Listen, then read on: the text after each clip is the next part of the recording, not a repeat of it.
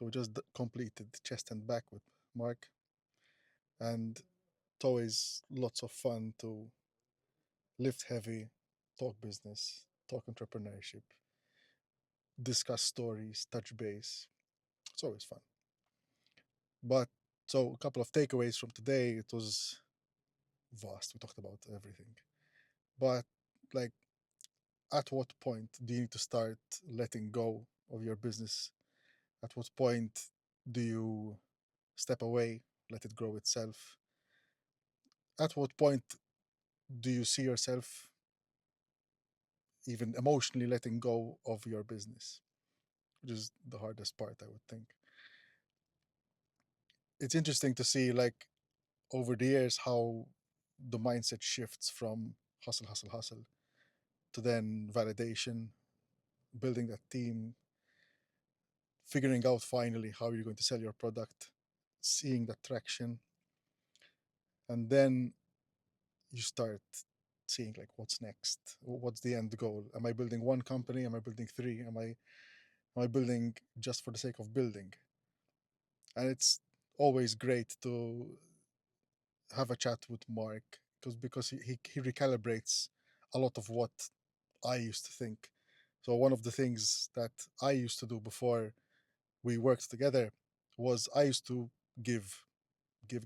I used to give too much of my time, too much of my expertise for essentially free.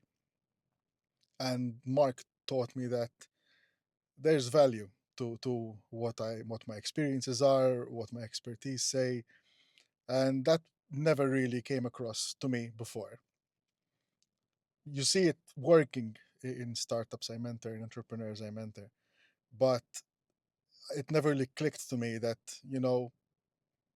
I don't value my own time enough. And the gym time for me is always about valuing my own personal time. It's the time where I can switch off.